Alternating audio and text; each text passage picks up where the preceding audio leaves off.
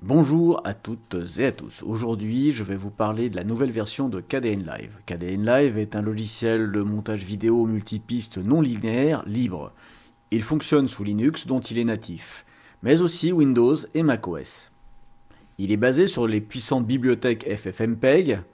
KDNLive peut utiliser presque tous les formats audio et vidéo directement sans avoir besoin de convertir ou de réencoder vos rushs.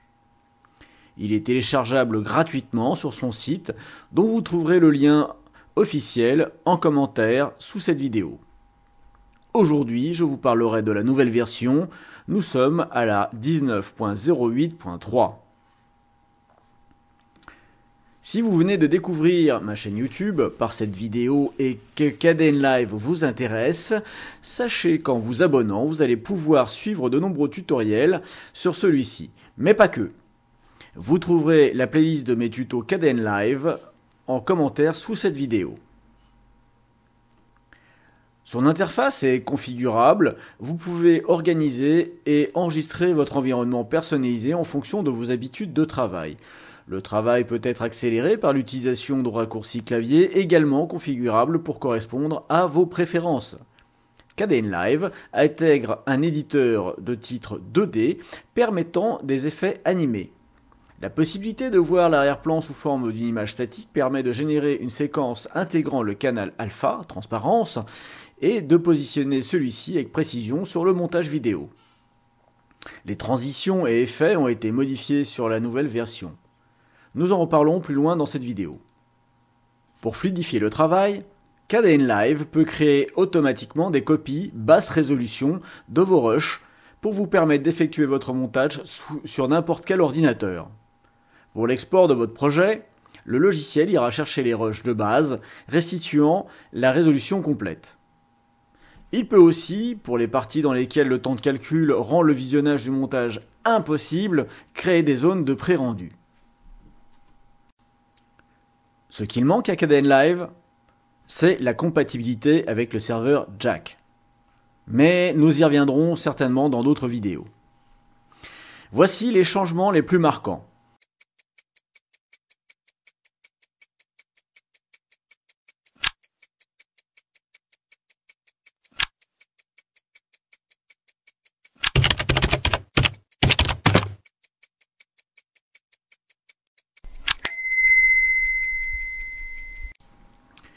Nous voici donc sur l'interface, la 19.08.3. Alors ce qu'on peut voir ici au niveau des nouveautés dans l'interface, la toute première, eh bien, est celle-ci. Vous avez la possibilité de faire un don directement pour le projet. Et vous avez également la possibilité de réinitialiser la configuration, ce qui avant était possible seulement en allant sur votre système et enlever le fichier kdnlive.ini de façon à supprimer la configuration. Aujourd'hui, si je clique dessus, eh bien, voilà, il vous dit que ça va supprimer le fichier de configuration. Donc, si vraiment vous avez trop bricolé KDNLive, vous n'avez pas de particularité sur KDNLive, eh bien, il suffit de faire oui et ça supprime votre kdnlive.ini, il revient à 0 et vous êtes bon pour tout refaire. Quand je dis refaire, c'est refaire les fenêtres et le reste. Alors donc, on va aussi avoir le menu dans affichage, le fameux menu des enregistrements des configurations. Donc il reste toujours 4 configurations comme avant, et on peut donc charger un agencement ou enregistrer un agencement différent. Donc si je veux par exemple modifier un petit peu cette apparence, je vais aller dans affichage. C'est ici maintenant que se trouve, avant c'était dans configuration, maintenant vous allez dans affichage. Et vous avez ici donc les différentes possibilités. Par exemple, j'ai spectre audio, que je vais mettre ici. Donc le spectre audio n'est ni plus ni moins qu'un organigramme qui va me donner une intensité de l'audio, avec ici en bas une plage de fréquence. Vous retrouvez ça dans Audacity lorsque vous utilisez par exemple l'équalisation. Voilà. Et donc ici, vous voyez, vous avez ici les plages de fréquence et l'intensité. Eh bien, c'est exactement la même chose. Ici, vous avez le spectre qui va s'afficher. Alors pour ça, par exemple, je vais ici dans Affichage, enregistrer l'agencement sous Jojo 2, par exemple. Je vais appeler Jojo 2. Et maintenant, si j'appelle l'agencement Jojo sans l'affichage, je vais pouvoir de nouveau ici voir différentes vues. Maintenant, nous allons parler de la timeline. Eh bien, la timeline, maintenant, a quelques petits changements. Vous voyez ici, ça n'a pas changé, dimensionnement dynamique. On va avoir, avant, on avait auparavant des boutons, des icônes ici qui nous permettaient d'agrandir ou de rétrécir les pistes. Maintenant, ce n'est plus le cas. Il faut juste cliquer et agrandir ou rétrécir la piste sur laquelle on veut quelque chose. Alors, j'ai chargé ici un fichier de projet.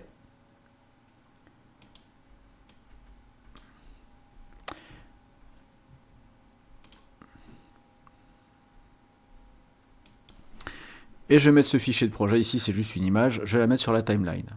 Voilà. Donc on va avoir ici un fichier de projet que je vais agrandir. Voilà. Donc ici, si je clique, je vais pouvoir modifier la durée. Et ici, la durée, je vais lui mettre 10 minutes. Voilà, hop. Et en bas, je vais pouvoir ici en cliquant sur cette icône, ça n'y a pas de changement, voir l'ensemble de la vue. Donc vous voyez que ici, la timeline est redimensionnable facilement.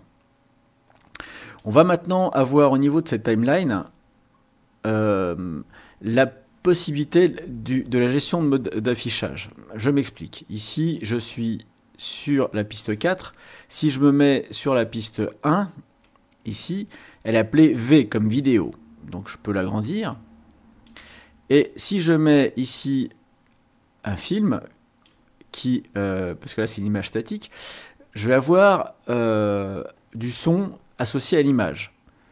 Je vais donc charger ici un film pour vous montrer.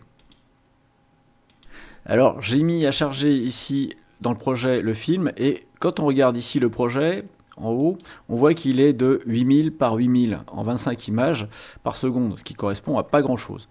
Donc ce que je peux faire, c'est ici suspendre la tâche, donc annuler les tâches, et aller dans projet, pardon,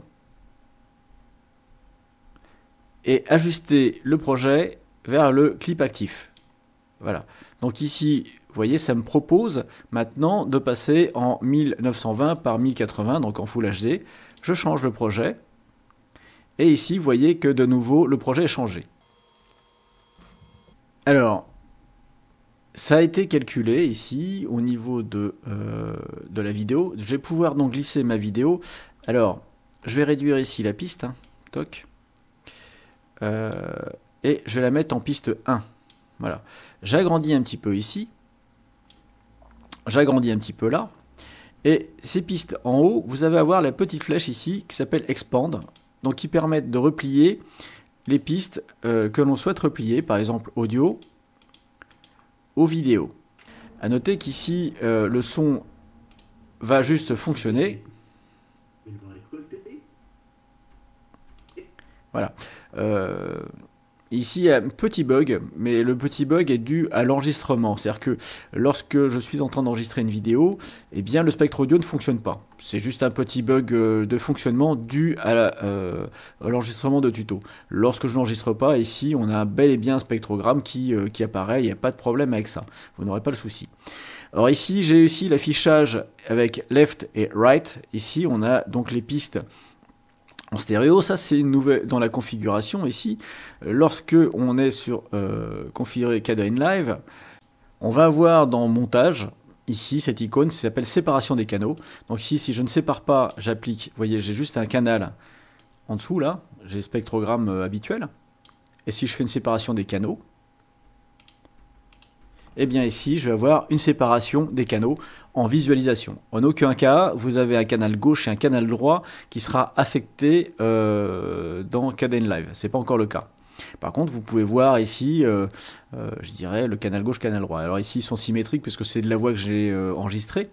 Donc c'est du mono qui a été répercuté en stéréo, donc ils sont symétriques. Mais si vous avez une bande stéréo qui est réellement stéréo, eh bien vous verrez ici une différence. Toujours ici, dans ce petit icône, on va avoir fusionner les pistes audio. Donc ici, si je fusionne, voilà ce qui se passe, c'est que la piste audio va suivre la piste vidéo où je la déplace. Ici, en V3, je vais avoir l'audio A3. Et si je déplace en V2, je vais avoir l'audio A2. Vous voyez ici? toujours. Il y a une suite. On va avoir ensuite ici séparer les pistes audio. Donc ici, je suis en V1, il se met en A1. Je mets en V2, elle va s'éloigner en A2. Je vais agrandir ici. Je me mets en V3, elle va aller en A3. Vous voyez?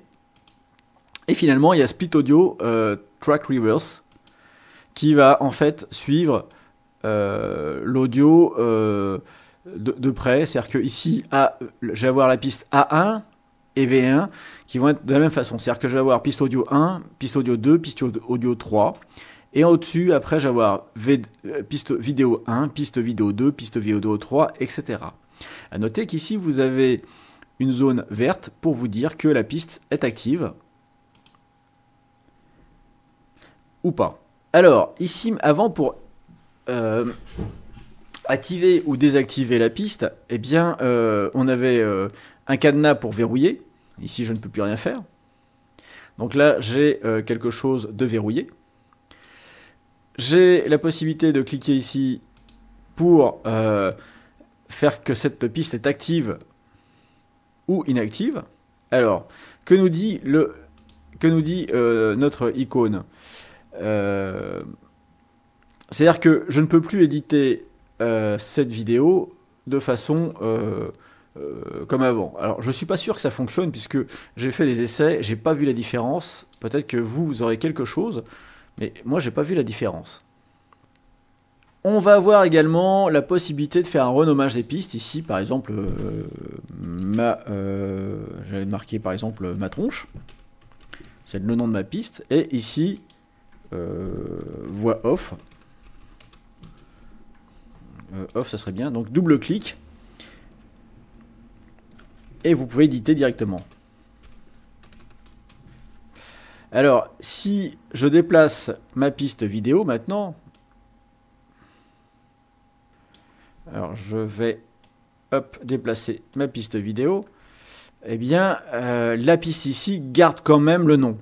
Donc la piste ne suit pas le contenu le nom ne suit pas le contenu de la piste. Donc une fois que vous avez renommé, il faut savoir que votre voix off, si vous la déplacez, bah, ça sera pas déplaçable, le nom ne sera pas déplaçable, il restera tel quel. Alors un autre effet ici, qui est donc le cadenas qui existait déjà avant et qui permettait de verrouiller.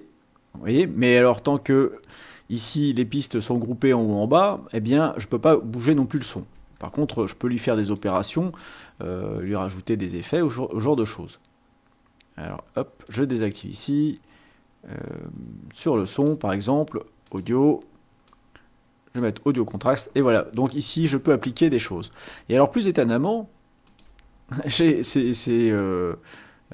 je fais une balance 3 points et je mets sur la piste ici, bah, vous voyez que je peux quand même appliquer des choses malgré le fait que ça soit verrouillé. Alors, est-ce un bug ou pas? Je ne sais pas. Donc, je vais tout simplement déverrouiller la piste ici, supprimer l'effet. Mais avant de le mettre à la corbeille, on va regarder ici quelque chose d'intéressant. C'est que là, la possibilité ici d'avoir la vue normale et la vue avec l'effet. Donc ici, l'effet n'est pas actif, vue normale, vue sans effet. Alors je ne sais pas quelle est la différence entre les deux. Voilà. Pour supprimer, maintenant je me mets sur l'effet, tout simplement, j'appuie sur la touche suppression de mon clavier. Et je l'ai supprimé. Alors si j'appuie ici maintenant sur V1 et je bloque ici, normalement il devrait être complètement étanche aux effets. Mais c'est pas le cas, puisque en fait je peux encore appliquer des effets. Donc il y a quelques incompréhensions ou quelques couacs encore dans cette version, je ne sais pas. Toujours dans la timeline, je fais un clic droit dans ma zone de timeline, et j'ai toujours la possibilité d'ajouter une piste ou de supprimer la piste courante. Donc ici c'est la piste courante. Et on a ici Track Thunderbale. Alors, in frame, c'est-à-dire que ici je vais avoir l'image, la première image de ma vidéo, ici. In out frame, c'est-à-dire que je vais avoir la première et la dernière image. Je clique ici et je vais avoir all no Thunderbale, donc aucune. Et une autre qui est que je vous déconseille fortement, c'est all frames, c'est-à-dire que toutes les images ici. Voilà, donc si vous avez un ordinateur suffisamment puissant pour le faire, bah, faites-le. Mais vous voyez qu'ici, je vais avoir une série de vidéos, enfin une série d'image reprenant la vidéo. Mais l'ordinateur a tout de suite tendance à laguer, là je l'ai vu de suite. Hein. Alors on a également la possibilité d'ajouter des pistes, hein, ici, donc un clic droit, ajouter une piste, et là il y a des nouveautés. Alors qu'est-ce qu'on a comme nouveauté? Donc on peut mettre une piste vidéo seule, une piste audio seule, une piste audio-vidéo, donc un combiné audio-vidéo, bien sûr. Donc par exemple ici, ça va rajouter l'audio et la vidéo directement au-dessus, hein. C'est assez pratique si on veut ajouter classiquement une audio avec une vidéo.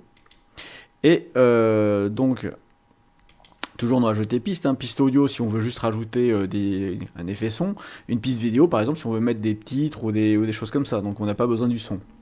Et il y a une nouveauté qui s'appelle piste d'enregistrement audio. Alors, je vais cliquer dessus. J'espère que ça va fonctionner puisque j'enregistre mon écran. Et nom de la piste, donc je vais l'appeler celle-là Record, par exemple. Et je vais la mettre au-dessus de V5. Comme ça, on verra bien. Donc je fais OK. Et au niveau de V5, j'ai ici cette nouvelle piste ici qui s'appelle A1, parce que ça va être de l'audio. Et dans cette piste, on a un petit bouton qui permet d'enregistrer. Donc c'est un bouton d'enregistrement ou pas, avec une barre de progression. Alors, j'ai fait un clic droit, et dessus, on va voir maintenant Show Record Control. Donc ici, si j'enlève, eh bien on voit plus le bouton enregistrer ou ne pas enregistrer. Je reclique dessus pour le valider, donc on l'a maintenant. Et on peut aussi configurer l'enregistrement. Alors configurer l'enregistrement, ça va nous emmener dans le fichier de configuration et acquisition. Donc ici, si je fais annuler et je viens dans configuration et configurer KDN Live et acquisition, on va avoir ici filmer l'écran, donc capture d'écran, la fréquence d'image. On masque ou ne masque pas le curseur, donc en fait ça vous permet de faire de la capture d'écran. J'avoue que j'ai pas essayé, je me suis pas lancé là-dessus. Donc ici ça permet aussi d'utiliser des périphériques Blackmagic. Donc ici moi j'en ai pas, donc on n'aura rien, hein. Donc par exemple récupérer une vidéo d'ailleurs. Et puis périphérique par défaut ici, bon là moi j'ai testé, par défaut ça prend pas mon micro, donc il faudrait vraiment que j'aille ALSA défaut par exemple pour que ça fonctionne. Alors volume de capture, donc ça vous donne le niveau, l'échantillonnage et par exemple en mono si vous êtes sur un micro. Donc si je fais appliquer et OK et je lance mon enregistrement, normalement ça devrait enregistrer quelque chose ici. Je fais stop et voilà, et j'ai une capture. Alors comme je peux lancer la lecture, mais je suis sûr que ça n'a rien enregistré parce que j'ai pas configuré correctement mon micro, histoire de pas parasiter avec l'enregistrement que je fais avec mon logiciel d'enregistrement. Alors toujours sur la timeline, on a la possibilité d'ajouter un guide, sauf que le guide maintenant, au lieu de s'appeler de prendre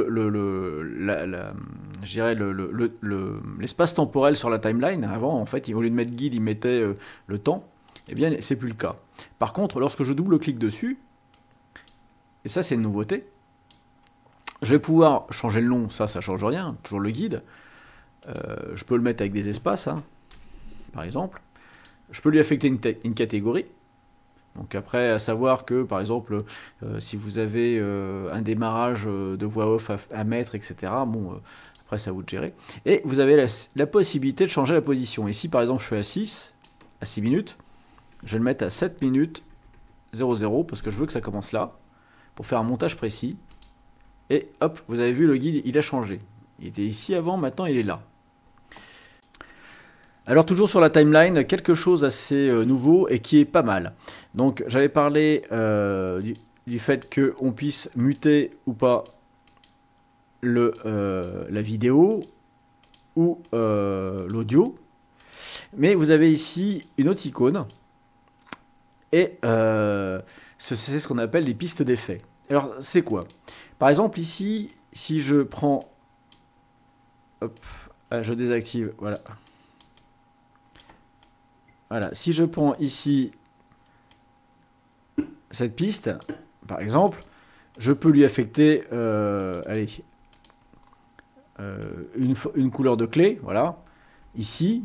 Mais si je vais sur la vidéo juste avant, ici, vous voyez que j'ai ici une balance 3 points, je la supprime. Donc ici, j'ai pas de, voilà, je n'ai plus comment dirais-je, d'effets. Et ici, sur cette vidéo-là, je vais avoir des effets. Bon, imaginons que je vais appliquer un LUT sur l'ensemble de la vidéo. Je supprime ici les effets sur cette partie-là. C'est pas obligatoire. Je peux très bien les laisser dessus, hein, couleur clé. Et je vais venir maintenant, par exemple, je sais pas, mettre une mise en boîte ici. Donc je prends la mise en boîte et je la glisse ici au niveau de ma piste. Je lâche. Vous voyez ici une icône. Et cette icône, il y a mise en boîte. Si je coche cette icône, ici, vous voyez, la mise en boîte ne fonctionne plus. Je vais agrandir un petit peu la visualisation. Je vais me mettre ici. Je vais activer la mise en boîte et donner la taille de bordure. Donc ici, vous voyez, j'ai une couleur clé. Ici, j'ai rien. Mais si je me mets dessus, normalement, j'ai la mise en boîte. Alors, voilà. Vous voyez ici, les deux bandes de mise en boîte. Voilà, je vais changer comme ceci. Voilà. Si je me mets sur cette vidéo-là, j'ai aucun effet. Là, j'ai aucun effet. Mais normalement, j'ai la mise en boîte qui... Alors là, ça déconne, je ne sais pas pourquoi. Mais sachez qu'en fait, vous pouvez appliquer des effets sur l'ensemble de la vidéo. Alors toujours dans la timeline, ici, on a la possibilité maintenant d'ajouter un guide. Alors vous voyez ici, j'ai ma vidéo, j'ai aucune... elle entière, j'ai aucun effet dessus. Je vais prendre l'effet mise en boîte et je vais l'ajouter ici directement dans V1. Donc je fais un glisser-déposer, donc je lâche ma souris. Et je vais avoir ici une mise en boîte. Donc, j'active ou je désactive le guide. Et ici, tout simplement, voilà. Donc, si je viens ici, je n'ai plus rien comme effet. Et ici, je vais avoir une mise en boîte. Voilà. Hop, je vois plus. On y essaye. Voilà. Donc ici, je vais avoir une mise en boîte normalement qui apparaît. Je ne sais pas pourquoi ça merdoit. Voilà. Donc ici, on voit la mise en boîte un petit peu sur l'ensemble de la vidéo. C'était peut-être le temps de calculer l'ensemble de la vidéo. Et vous avez la mise en boîte pour l'ensemble de la vidéo. Maintenant, si je coupe ici mon clip, tant qu'il reste ici sur cette ligne, eh bien j'ai la possibilité. Ce qui me permet moi de, par exemple, ici, d'avoir la mise en boîte, de rajouter des LUT, enfin, de rajouter un tas de trucs sur ma timeline, et finalement, après, dire, voilà, je désactive, le temps du montage, je sais qu'à la fin, je vais la voir. Alors, si je remonte ici, eh bien, par contre, les effets n'ont pas suivi, ils sont bien restés sur la piste d'en dessous, tout comme pour le nom, ça ne change pas. Voilà, donc après, il y a peut-être de nouveau un temps de calcul. C'est ainsi fait. Voilà, donc ici je remets. Voilà, ici. Et j'ai de nouveau ici mon... voilà, donc il y a de nouveau un temps de calcul. Hein, ça lag un peu avec l'enregistrement, j'en suis désolé. Et donc vous avez la possibilité d'avoir une timeline. Alors, autre chose qui est intéressante, par exemple, ici je fais un montage. J'arrive ici, je sélectionne un point bien précis. Je fais un clic droit ici au niveau des nombres. Et vous avez ajouté un guide. Jusqu'à là, voilà. Et vous avez aussi ajouté une note de projet. Alors ça, c'est nouveau. C'est hyper intéressant. Je fais clac. Et je vais maintenant dans note de projet. Alors si vous ne l'avez pas, vous allez dans affichage. Et vous avez ici note de projet. Et vous avez ici le note de projet. Donc, par exemple, moi... au jardin. On valide. Je vais mettre ici. Ajouter une note de projet. je coupe, par exemple. Sans S, ça serait mieux. Hein. Je vais me faire, sinon, je vais m'attirer les foudres. Voilà, je coupe. Alors, si je vais maintenant ici, clac, vous voyez, je vais exactement à le bon emplacement au niveau de ma vidéo. Alors ça, c'est super pratique, je trouve, pour pouvoir faire nos montages. Et encore plus pratique que ça, c'est que finalement, cette timeline-là, ce timecode que vous avez ici vous permettra, si vous faites des tutos avec des chapitrages dans YouTube, eh bien, vous voyez un petit peu l'utilité. Ici, dans l'interface, vous avez tout en haut une flèche qui vous permet maintenant d'ajouter rapidement, par exemple, je me mets ici, et je peux rajouter rapidement donc un dossier ou autre, hein, donc ajouter ici dans la timeline sans avoir à aller dans fichier, etc. Donc dans fichier et nouveau ou enfin ouvrir, etc. On peut ajouter aussi un clip couleur. Donc avant il fallait aller dans projet, ajouter un clip couleur, donc vous l'avez toujours ici, hein. Mais vous pouvez rapidement ici, si vous n'avez pas la barre des menus, aller ajouter clip couleur, créer générateur. Enfin voilà, vous avez ici des raccourcis qui sont assez intéressants. Alors, on peut aussi rechercher rapidement quelque chose, hein. Par exemple, je vais taper 10, voilà, et ici, vous voyez, il va me le chercher directement. Donc, si vous classez vos rushs par nom prédéfini, eh bien, vous allez avoir la possibilité de le rechercher rapidement dans cette barre. Mais ça existait déjà. Donc le classement, en cliquant ici sur le nom, on voit bien la petite flèche ici qui change de sens, hein, donc d'ordre alphabétique ou le contraire. Et il y a quelque chose ici qui malheureusement aurait pu être super utile, mais qui s'avère être une vraie cochonnerie, puisqu'en fait, on peut afficher les dates. Alors voilà, alors je vais le faire, hein. Donc ici vous avez le mode d'affichage arborescence ou icône. Donc en icône c'est comme ça. En arborescence c'est comme ça. Et si je demande afficher la date parce que voilà, il n'y a plus rien qui apparaît.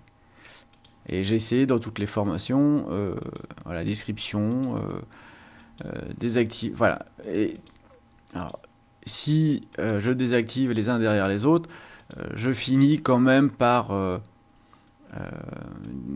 finir par retrouver mes petits. Donc en fait ici, alors peut-être que c'est sous Linux uniquement, mais c'est complètement inopérant pour en termes d'affichage. Voilà ici donc aussi quelques petits couacs de cette version qui, je pense, vont certainement être améliorés au fil du temps. Alors au niveau de l'affichage, je vais me remettre sur un agencement où j'ai un peu moins de monde à l'écran. Et on va voir ici, lorsque je vais en haut à droite, alors je vais réduire ici, agrandir ici, voilà. Et en haut à droite, je vais avoir différentes icônes. Ça c'est une nouveauté aussi, c'est-à-dire que je vais avoir la possibilité d'agrandir ou de réduire l'image, c'est-à-dire que le zoom ne se fait plus avec une molette ici sur le côté, et je vais avoir ici la possibilité d'insérer un guide. Donc ici je fais plus, et vous voyez que là j'ai un guide supplémentaire, et si je fais moins, je supprime le guide. Donc on peut gérer des guides directement en visualisation de celle-ci. On va voir ici l'overlay. Alors l'overlay, je ne sais pas si vous voyez clairement, en fait c'est tout simplement ici des croix. Donc vous allez avoir les règles des tiers, les diagonales. Alors ici règles des tiers, les diagonales, une croix centrale ou rien. Voilà, donc vous pouvez ici utiliser pour vos montages vidéo ce genre de choses. Ici on va avoir le mode full screen dans lequel je vais basculer tout de suite pour vous montrer ce qui est intéressant dans l'application de script, tel que par exemple ici, allez, je vais agrandir un peu, je vais vous mettre ici un effet. Cet effet, je vais aller tout simplement le chercher en faisant un clic droit. Et je vais ajouter un effet qui s'appelle Position and Zoom. Alors, vous allez me dire, clic droit, Position and Zoom, mais qu'est-ce que c'est que ce truc-là? Il n'y a que ça comme effet. Non, en fait, ça va être les effets favoris, ici. Donc, lorsque je clique sur l'étoile, dans Effets, eh bien, on va voir les favoris. Et ces favoris que j'ai rajoutés, on peut les avoir directement au clic droit. On a aussi la possibilité de les avoir ici avec l'étoile et les mettre directement et les affecter. Donc là, ici, j'ai mis position and zoom. Alors, si je viens... si vous êtes familier avec Kdenlive, Live, vous savez que là, l'effet, on ne peut pas le traiter si je n'active pas ici cette petite édition. Voilà. Et là, maintenant, j'ai les poignées. Alors, vous voyez qu'ici, c'est pas très pratique. Alors, je vais donc cliquer ici sur Switch Full Screen. Et maintenant, vous voyez ici, j'ai les deux écrans. Enfin, si vous avez le bonheur d'avoir deux écrans pour vos montages vidéo, c'est le top. Donc ici, mon moniteur de projet, j'ai plus rien dessus. Je vais pouvoir avoir mon moniteur de clip ou notes de projet.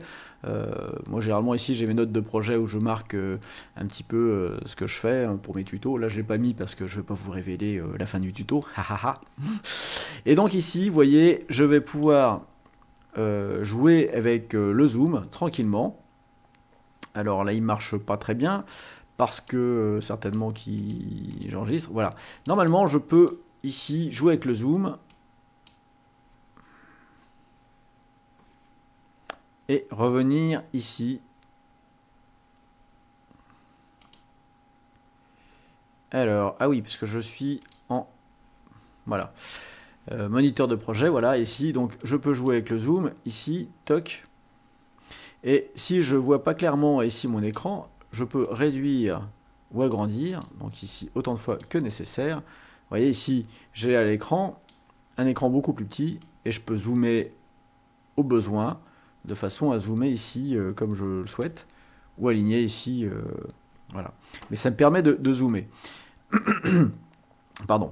Donc ici, vous voyez l'effet full screen. Il suffit de cliquer dessus pour désactiver. Alors dans un autre domaine, au niveau des effets et des compositions, on va avoir maintenant la possibilité ici de télécharger directement et de gérer ici nos transitions. Vous me direz, il n'y a rien de neuf. Non, il n'y a rien de neuf. Avant, c'était pas ici, c'était dans la configuration qu'on venait chercher ici. Mais voilà, donc ici maintenant, vous avez possibilité de gérer ici directement vos configurations, effets, directement. Autre petit cas, avant d'attaquer le cas du ralenti qui a disparu ici au niveau des effets. Lorsque je regarde en mouvement, effectivement, il n'y a plus de ralenti. Avant de vous en parler, j'aimerais vous parler un petit peu aussi comment améliorer les résultats de votre ordinateur pour Kdenlive. Vous avez dans configuration, ici, lancer l'assistant de configuration. En tout cas, sous Linux, c'est comme ça.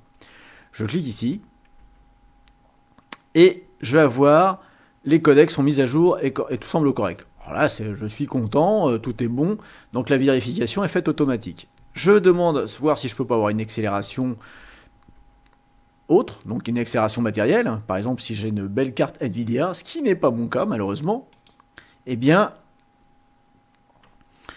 il va me permettre l'accélération. Dans mon cas, il me dit que je n'ai rien. Mais si vous avez la joie d'avoir une belle Nvidia qui vous calcule ça, eh bien vous avez possibilité d'utiliser votre Nvidia pour l'accélération de montage vidéo.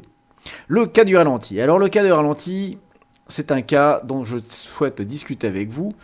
Parce que lorsque tout logiquement vous choisissez à faire un ralenti, on avait tendance à aller avant dans mouvement. Et bien maintenant c'est terminé, on ne fait plus dans mouvement. Je vais prendre cette petite portion de vidéo, faire un clic droit, parce qu'il n'y a plus que là qu'on va trouver notre ralenti, clic droit, et vous allez avoir changé la vitesse. Je clique dessus, et on va s'attarder quelque peu là-dessus. La vitesse de défilement normale de votre vidéo est 100%. Jusqu'à là, rien de nouveau. Si je souhaite l'accélérer, je vais la mettre 2 fois plus vite, 200% par exemple, ou 500 fois, peu importe. Je vais avoir donc le temps, la vidéo qui va s'accélérer. Et regardez ici, l'audio également. Ça c'est nouveau. Avant il fallait supprimer l'audio. Maintenant l'audio, elle aussi s'accélère. Voilà. Donc ici vous avez le blablabla rapide. Je refais un clic droit. Je vais aller dans le changement de vitesse. On connaît le raccourci. Si je fais maintenant un 25%, voilà. Donc je ralentis 4 fois ma vitesse. Et ben là, je vais avoir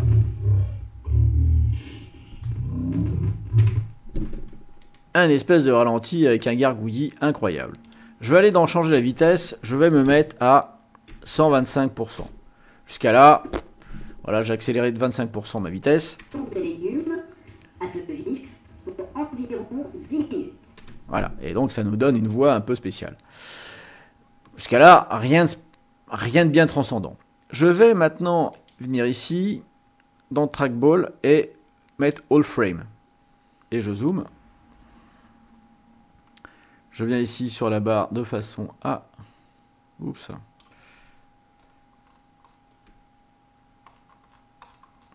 Voilà. Contrôle zoom.